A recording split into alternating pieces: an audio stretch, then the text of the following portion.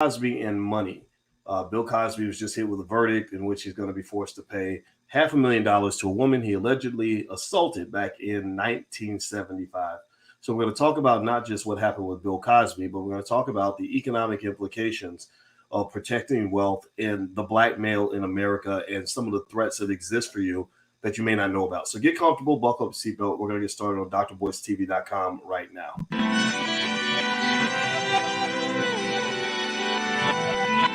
Here we are, clan the isms, cataclysm, great. Our people out here struggling, trying to make it in this state. Everybody out here doing it, but we the ones who late. Now family, we the ones who gotta delegate. Get that money in the power, never be fake. Stick to cosign for 3. What did he say? Create jobs, support our own. Educate the same and buy back your home. Got 3 degrees, triple 10. 3 PhDs, now we on the CNN.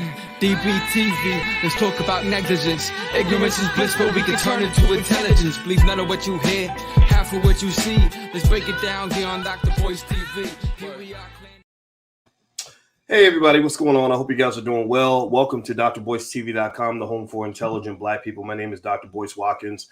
If you are B1, if you are black first and you believe that black people should want to be intelligent, put a hashtag B1 in the chat.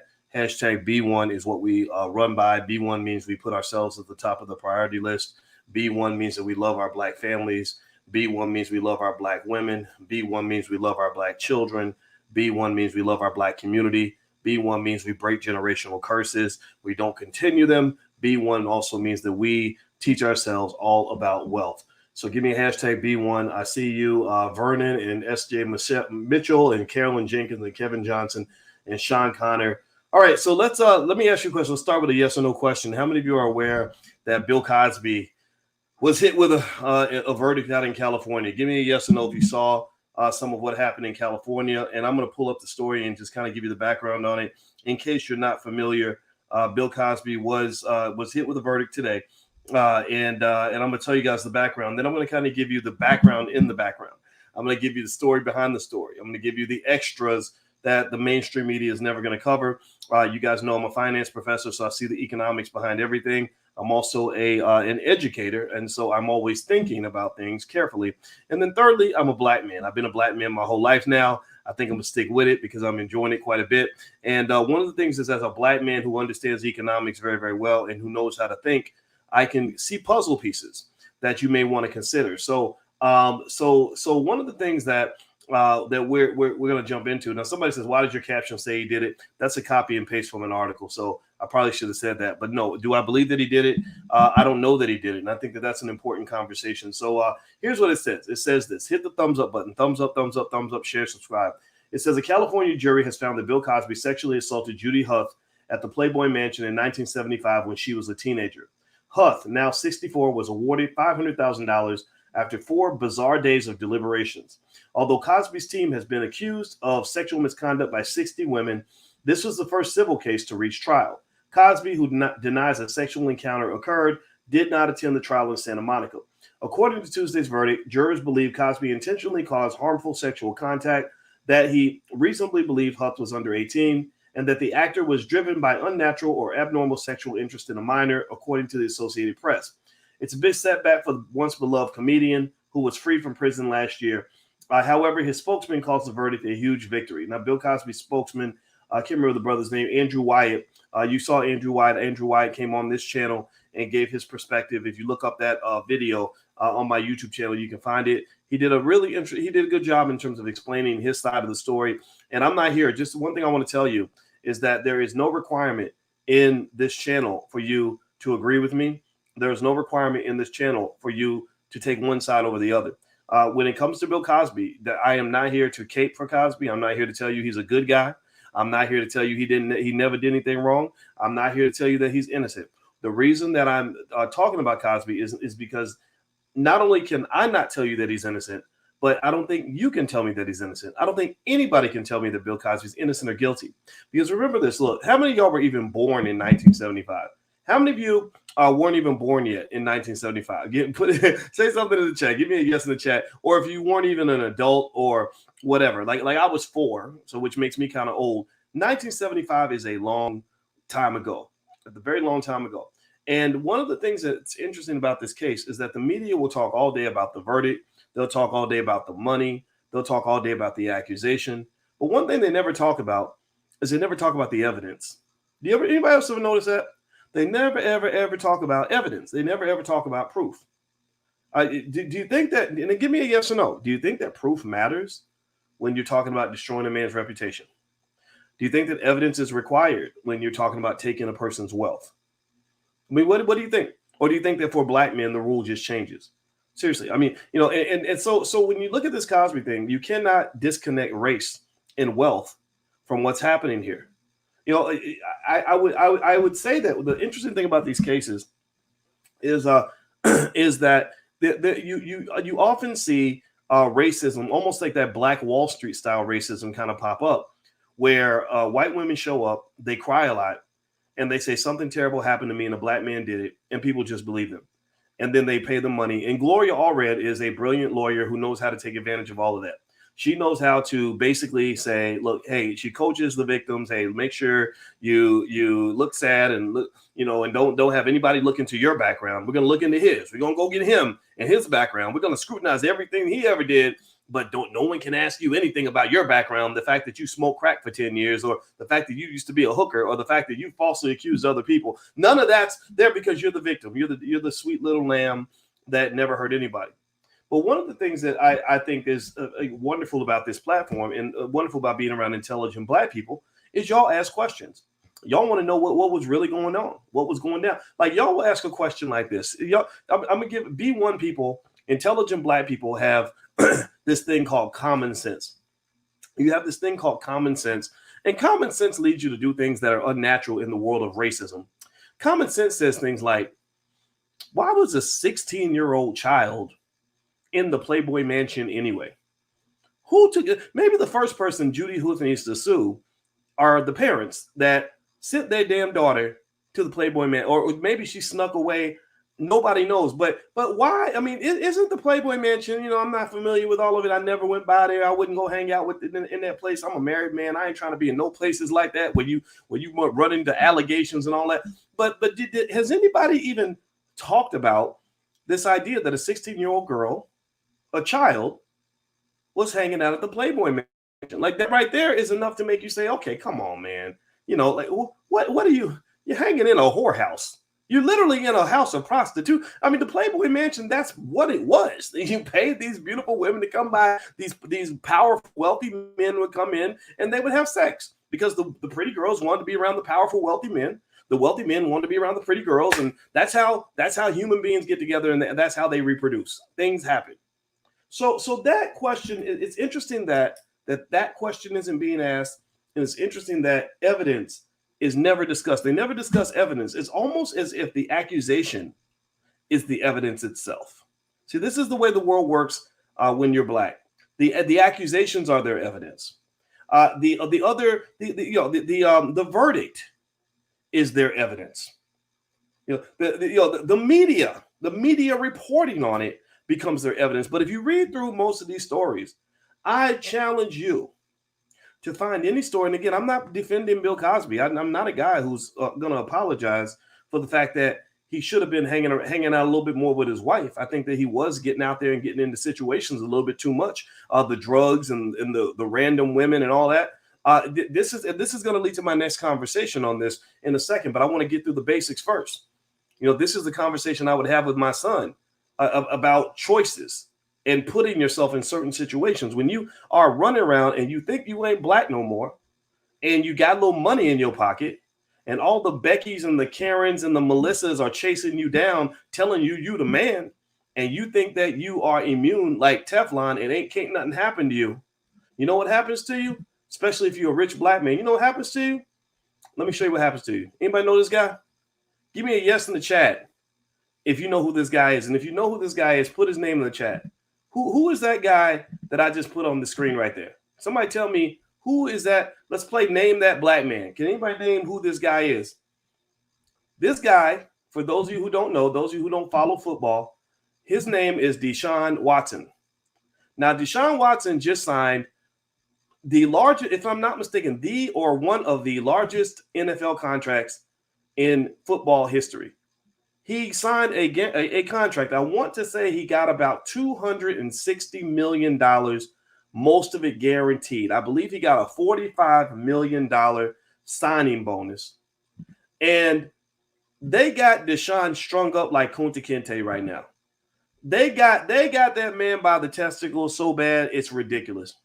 He has, I think, 24 different lawsuits filed by different masseuses who claim in a very vague sort of way that he engaged in some sort of inappropriate conduct. Now, I'm not sitting here again. I'm not here to defend Deshaun Watson.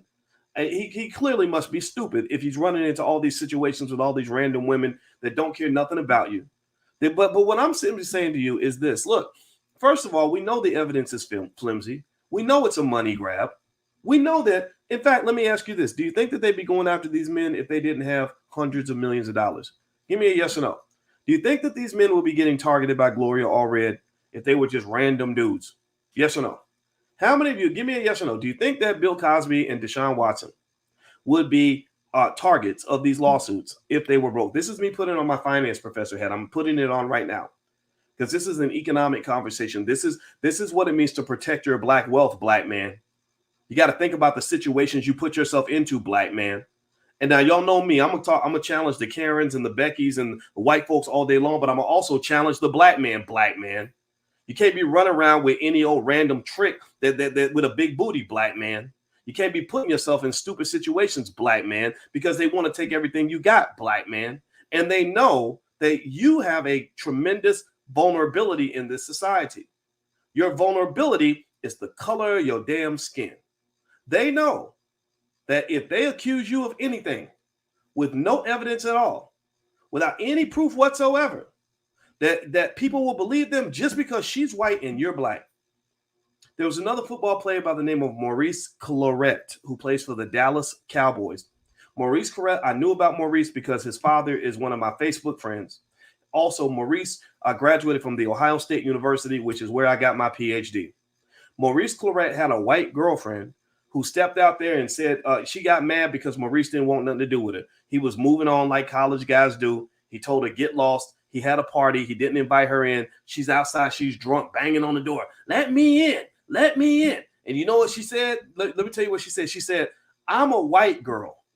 I can accuse you of something and they're going to believe me because I'm white and you're black. And then she made an accusation that he abused her. And I believe the NFL suspended him off of the accusation alone. So don't get it twisted. Do not think. I need y'all to really make sure you understand that you live in America. I know some of y'all don't got post-racial. I know some of y'all just think race doesn't matter. And that's what happens. You get a little bit of money. You think race ain't nothing but a color. Dude, people like you, Boyce Watkins, you keep racism alive because you talk about race. Yeah, and then when your situation unfolds on you, when they flip it on you, when they remind you that you're black and hand you your Negro card, then suddenly you're coming to me complaining and screaming and hollering about well, you can't. Let me tell you what these white folks did. Let me tell you these white folks. I'm like, yeah, I know what they did. I'm not. No, don't get me wrong. I don't hate white people. I don't dislike. I got white neighbors. We're very friendly. Hey, Bob. Hey, boys. Hey, Bob. How you doing? Hey, dude, we're cool. We're totally cool. But just understand, I ain't forgot that we live in America, man. So you as an intelligent black man, if you don't have the intelligence to understand that you must be thoughtful about the situations you put yourself into, then you a sucker begging to get robbed. You an absolute sucker. Do me a favor, hit the thumbs up button. Thumbs up, share, subscribe. I also want to remind everybody, if you want to join on July 7th in the Black Business School, we are starting a program on a training camp on how to sell call options to make money. If you're interested in selling call options to generate income for your family, feel free to go to boycewatkins.com. The link's at the top. The discount ends tonight at midnight, but you can feel free to join us at any time. So feel free to just go to boycewatkins.com if you'd like to join us for class. A lot of you have signed up. I look forward to seeing you in class. I will make sure I teach you well. And if you want to join us, then feel free to go to my website. All right. So here's the thing. I've studied economics for a long time, and I've studied race for a long time. And the thing about it is that I talked to my daughter today, and I was explaining to her, I said, look, when you get money, you can't move the same way you did when you was broke. A wealthy man cannot move the same way a broke man can. A broke man moves, don't nobody care. They're like, oh, get your broke ass out the way. The broke man walks in the room, don't nobody hardly notice. hey, maybe you're not seen as a high value man. I have no idea. But I hate saying it. I'm not making fun of broke people. I used to be broke myself. I was broke for a big chunk of my life, so I get it. And I want you to not be broke. One day, that's why we invest and we talk about wealth, because I want you to not be broke. But really, when you're broke, people don't really track your behavior that much. But when you get money, you suddenly become a target. When you get money, look at some of these rappers that are facing RICO charges. Look at the rappers that are dead. Look at the rappers that are in bad situations with babies, mamas, and all kinds of terrible situations. When you get money and you are running around here and you're shining and everybody knows how much money you got and you're drawing attention to yourself and you're putting yourself in vulnerable situations, you become a target. You become a target of every scammer within a 100-mile radius.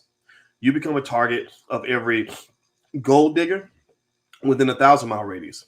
You become a target of every sob story, every bad business investment, every person that may want to rob you, every person that may want to kill you and take your money. Cardi B spoke very famously about how she would look for men that had money, and she would take them to the hotel, lure them in with little booty, and drug them and put them to sleep and get them raped by a tranny and take all their money. So when you have money, you become a target. So this means that black men, especially in America, that get money, we talking about athletes, entertainers, and anything in between, and then just men who have nice jobs. When you get money, you can't move the same way you move when you were broke. You have to move different because the stakes are different. The problems are different. The outcomes can be different. So ultimately, what I would say here is that when I look at Bill Cosby's life, and I'm not judging, I'm not trying to Monday morning quarterback this guy's life at all. I get it. You know, I can't imagine what it must be like to be the most famous comedian in the world and make $100 million a year. I've never had that life. I've had a little bit of it. I've had a little bit of the attention that comes with fame. Because I've made some money and I can go to countries around the world where I've never been, and some people recognize me on the street, especially black people. This is just a reality of my life. And I did see some of this in that experience. And one of the things that I can say about Cosby is that when I look at Cosby's life, Cosby reminds me of something that I told you guys about wealth protection. Why do you think LeBron James typically shows up in places with Sabrina on his arm? Why do you think? I mean, LeBron could have any woman on his arm that he wants. He could get, there's no woman too beautiful for King James. You know, so why would LeBron James, Savannah, I said Sabrina, I'm sorry, Savannah. Why would LeBron typically show up to events with Savannah on one arm and his children on the other arm? Why do you think he does that? I mean, sure, he loves them and all that. That's important too. But part of it is that a spouse, a good wife, or a solid partner, that's a repellent. That's like hoe repellent. That's like gold digger repellent. That's the person who helps keep the distance between you and all the temptations that are out there for you. And so Bill Cosby, he didn't bring his hoe repellent. He didn't want Camille around. I don't know what his agenda was, but Bill Cosby didn't have the protection of Camille when he's going in all these situations with all these women. I'm not sitting here trying to say Bill Cosby's a good guy. I'm not trying to say that Bill Cosby didn't do any of this. I'm not saying that at all. I'm saying there is no proof, and proof is required before you go take a man's wealth and destroy his legacy. You do it for white folks, you should do it for him too. But also, I would look at Cosby and say, what made you think that you could go run these streets like Hugh Hefner and go into all these cities like you Elvis Presley or something and live this crazy life and not have it come back on you? You know what? And then what's interesting to me is that there's no conversation about the behavior of individuals after these alleged incidents took place. I'm sorry, but again, black people, intelligent black people have common sense. So we're the ones who say, look, if you were blowing up his phone, trying to get back into his company, looking to hang out with him and bragging to your friends that you knew him and getting money from him for the next 5 or 10 years, your case doesn't have the same merit as somebody who did the opposite. You just don't have the same merit. Maybe you had an agreement. Maybe y'all both got together and used drugs. Maybe you just had a wild thing going on. Maybe you did some role playing where he choked you, slapped you, and pretended like you were dead. Nobody knows. But intelligent people who have discernment They don't fall for the innocent little Becky trap. The innocent little Becky trap says, I was just sitting there and I was a nun at the time. And I had never seen a man's penis before. And my goodness, I would never use drugs. And I had no idea that anything was going to happen that night. I just happened to be here in this hotel room at 1:00 in the morning, getting liquor and Quaaludes, right? Like that whole innocent little lamb routine, that only works because of race. Black women can't get away with that. Black men sure as hell can't get away with that. I can't go in a situation where something happens to me and pretend like I was completely stupid and innocent if I wasn't. So people are going to ask questions like, why were you there? What was going on? What was your expectation? What were you trying to do? Why did you keep coming back? Why did you keep asking questions? Why did you say that she was your friend for the next 20 years when she did this thing to you? Why is it suddenly coming out now? Why didn't it come out when it happened? Why didn't you file a police report? People are going to ask you all those questions because when it comes to everyone other than the white female, there is this thing called accountability. So I go back to my wealth premise. This is very important. Black men, when you get that fancy corporate job and you making good money, you will become a target. When you get that NFL, NBA contract and you got all this money coming in, you will become a target. And as a target, you have to be thoughtful about who your friends are. You have to be thoughtful about what kind of women you kick it with. I understand women are wonderful, especially now, mind you, I've never been attracted to Karens or Beckys, but black women, second to none. Kryptonite. Y'all the most beautiful women on the planet. Some of y'all walk in a room and the whole room just melts because you look so damn good, right? You are the original woman. We know these things, right? And the thing about it is that temptation has plagued man since the beginning of time. Men have been, if you pay attention, now pay attention. This is about wealth protection. Most great men who build lots of wealth, if they lose their power or lose their wealth, it's typically because they could not exercise some degree of sexual discipline. They put themselves in a situation they shouldn't have been in. And the reality is that I don't care who you are, any normal functioning heterosexual male is subject to the exact same temptations as everybody else. Everybody is hit by the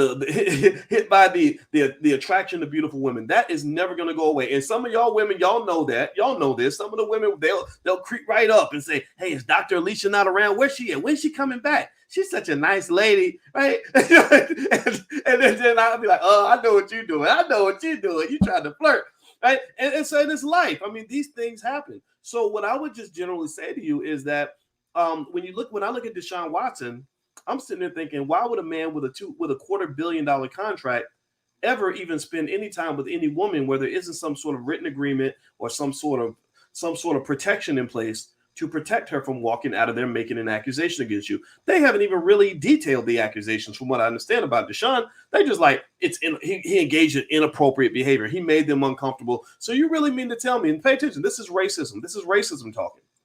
You mean to tell me that he got to pay millions of dollars to you because he made you uncomfortable? Now, give me a yes or no. Yes or no. How many of y'all have ever been around a person that made you uncomfortable? How many of y'all have ever been around a white person at work and they made you uncomfortable? Can you imagine? I mean, seriously, give me a yes or no. How many of y'all have been like around a white neighbor or a friend or whoever or a teacher that made you uncomfortable? Yes or no? Can you imagine? I mean, pay attention. This is the world of white women. This is the world that white women get to live in. Can you imagine if every time somebody made you uncomfortable, you could sue for like $5 million and be like, you have no right to make me uncomfortable? That's white privilege. That's what white privilege looks like. I know a guy, he's not rich, he's not famous, he's just a professor. And this is a true story. I promise you, true story. I advocated for this man. He was at an all-white university that is very racist. They don't even hire any black people. He was the only black professor on the entire campus. They came to him and they said, you're under investigation. He said, for what? Now this man had a stellar 20-year record, no blemishes whatsoever, extraordinary scholar. They said, you're under investigation. He said, why am I under investigation? What did I do? You know what they said? They said, because of Title IX, we can't tell you what you're under investigation for. So he's like, okay. He said, so who's my accuser? And they said, well, because of Title IX, we can't tell you who the accuser is, but we're going to conduct the investigation, and you're under investigation, and you may get fired and you may lose your career over an accusation that we can't tell you about from a person that we can't identify because we're working so hard to protect white women's rights, but not protecting yours. They worked super hard to protect the white woman that was accusing him, and she did turn out to be white. And they spent no time protecting the rights of this black man who had spent 20 years building up an impeccable career. And so you check this out, and you know what happened? And I advocated for him. I went to the campus and I sat in some of the meetings and I said, I don't understand this. What's going on here? And do you know what happened, what it was? There was a white female in his class 2 years earlier that he did not even remember, who said that he made a joke about being pregnant that made her uncomfortable. And she literally almost ruined his whole career. That's how crazy it is. That's how hard America works to protect them while they don't spend much of any time protecting you. That's why Joe Biden will pass a hate crime bill for any other group, but won't really pass nothing for you. It took 200 years for them to pass a damn anti-lynching bill. Seriously?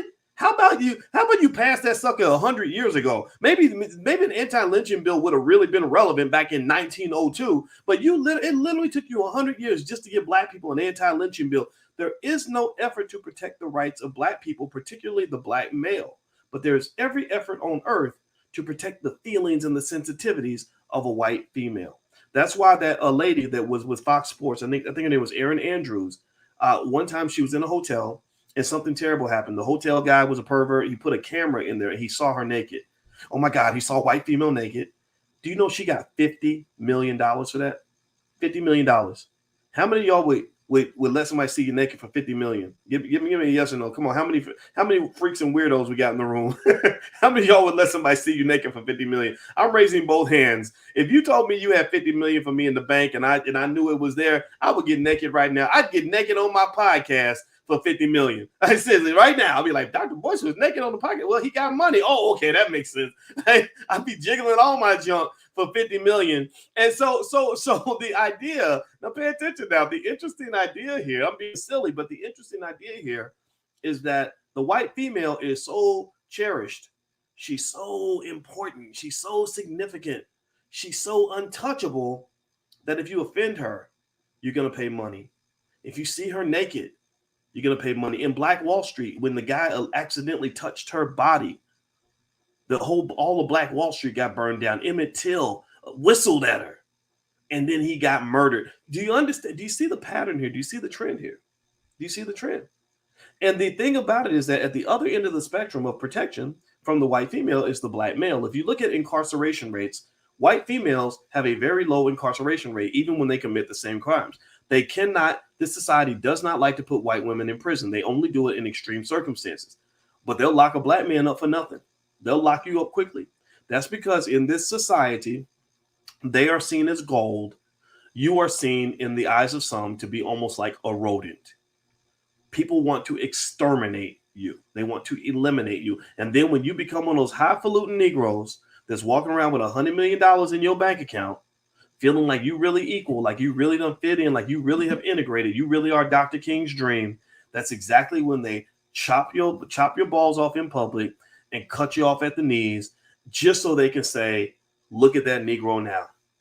Or just to remind you who's in charge, who is the boss. So that's what I see. When I look at the Cosby case, I say, okay, Bill, you really thought that race didn't matter. You really thought you could just run around with all these women, drug addicts and hookers and everything else. And I'm not sitting here saying that every man should be a saint. I'm not saying that at all. People can do whatever they want to do. I'm not judging. I waited till I was in my 40s to get married. So I can't sit here and pretend like every man needs to go and get a wife tomorrow. I'm not judging none of that. But what I am saying is that there is a reason that you see smart men with good money who could have every whole, they could have every gold digger on the block. They can have any woman they want, but they're sitting next to their wife. LeBron, I bet you if LeBron was on this podcast right now, he would probably be able to explain why Savannah is emotional and physical and financial protection for him. And that's why LeBron is a billionaire. Bill Cosby is not. Bill Cosby been working for 60 years. He is not a billionaire anymore, because they literally ate through him like a pack of parasites. LeBron James is a billionaire, and he's going to die a billionaire. And by the time he's dead, he's going to be worth at least $10 billion, partly because he knows how to protect his wealth. Deshaun Watson will never be a billionaire because those piranhas are going to eat through that money like nobody's business. And if he does not change his behavior, if he is not careful about who he spends his time with, these lawsuits, that's just the beginning. More of them will come, and more of them will get a piece of that money. And then he's going to be old and struggling, and everybody's going to wonder what happened. What you do with your personal life has everything to do with your economic outcomes. Black men must learn to protect your wealth. Black men, protect your money. When you get that fancy corporate job, don't go having sex with women on that job. When I got my job at Syracuse, I was hot stuff, by the way. I have to take a moment to brag. When I got my PhD in finance in 2002, I was almost exactly 20 years ago. I was the only African-American on the planet to get a PhD in finance. I kid you not. Only male, only female. There was no male or female other than me. So I was the stuff. I mean, I was literally the equivalent of an NFL #1 draft pick. So I go to Syracuse University and I get this great job, making all this money, more money than I ever made in my life, because I was a star. I could write my own ticket. My father, God bless him, he's right there in the other room. Not my biological father, the real man that raised me. That's my father. He said to me, and I'm about to say a cuss word, so cover your ears if you don't want to hear a cuss word, or cover your kids' ears. He said, "Don't you fuck nothing on that campus." He said, "Don't you put your stuff in no woman on that campus. If you're gonna go do your stuff, you don't shit where you eat. You don't go and you end up having sex with the lady in the office next door or with one of those students. It's gonna come back to get you." And I followed my father's rule. I listened to my father, and I didn't, I'd have students that would come by and flirt because they thought they were grown. I looked right past it, had no interest, none of that. Check this out.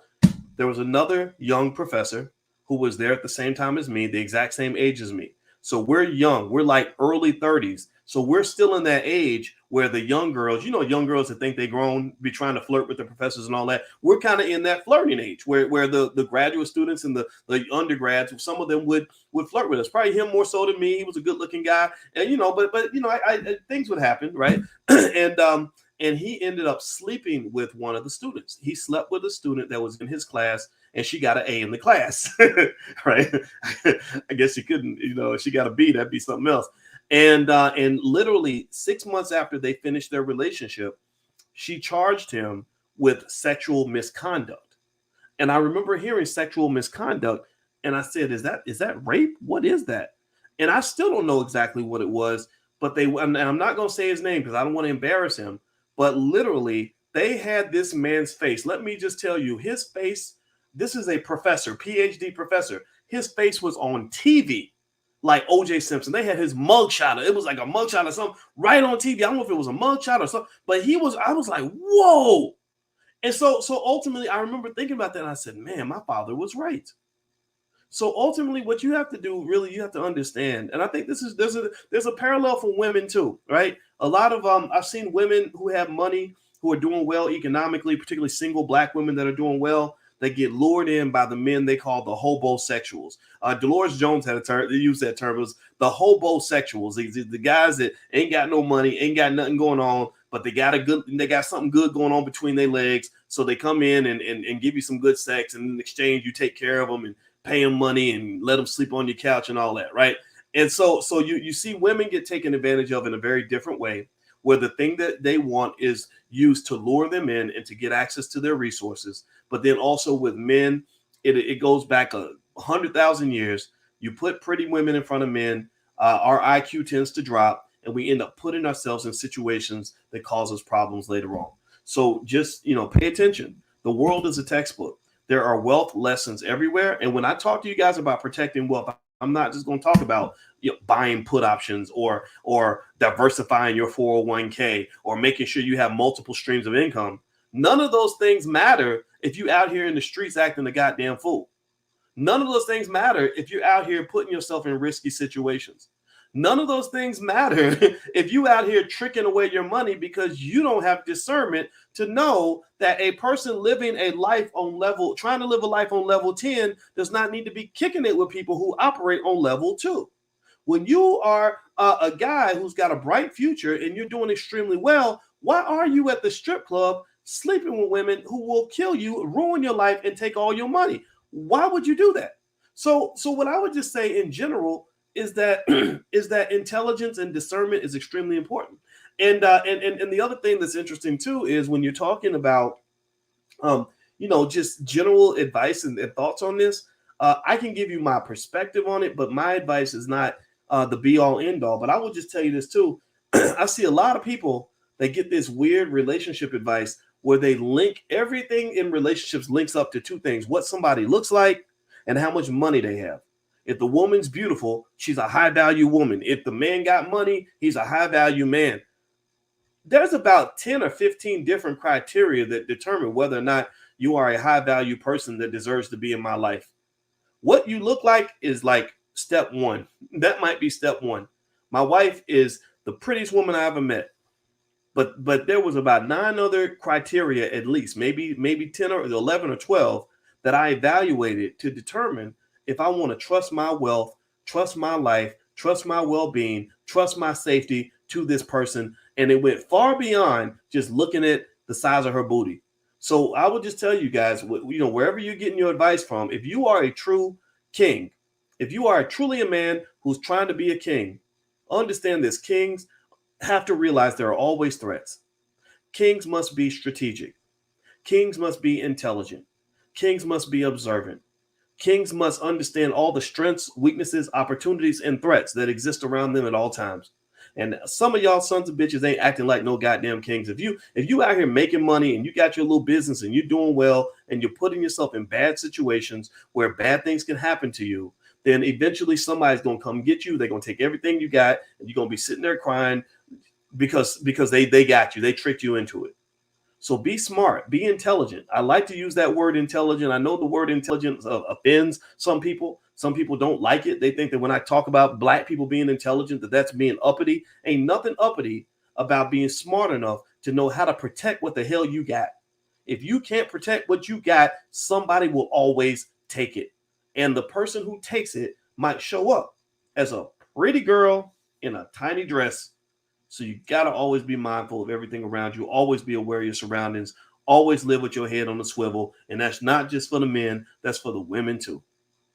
So anyway, guys, that's it. I'm going to go spend time with my parents. They're in the other room. I just wanted to address this Cosby thing. I hope that this conversation helped you. This is massively important about wealth. Understand the amount of money that they got out of Cosby and Deshaun Watson over time. If you invest that money over a generation, you're talking about $1 billion of wealth that is going to go to somebody else's kids because they were strategic, and it won't go to the children of Bill Cosby. It won't go to the children of Deshaun Watson. So you got to be intelligent so these people can't come and just take everything that you worked hard for. That's what I believe. That's my 2 cents. Do me a favor. Hit the thumbs up button. Thumbs up, thumbs up, thumbs up, share, subscribe. Also, don't forget, July 7th, that is when we start the next Black Wealth Bootcamp. The focus will be one thing. It is to show you how to write covered call options as a way to generate income from your portfolio. It's extremely beneficial to you right now because of current market conditions. I've basically spent 2 years putting together a model, mixing economic theory with what I do for my own family, and I put it all together for you. So if you'd like to join us on July 7th, just go to boycewatkins.com. The link is right there at the top. The discount, the 48% off discount lasts until midnight tonight. So if you'd like to join us, just go to my website, boycewatkins.com, and you can join us in class. Please bring your children, bring your family. This is something that I believe was truly transformative for you. So I think you're going to love it. So anyway, guys, I'm out of here. Have a great day. It was real. I had a good time. And if I offended anybody, then I would say I'm sorry, but I can't apologize for what I say because I'm just not going to. So love you. Talk to you soon. Take care. Peace.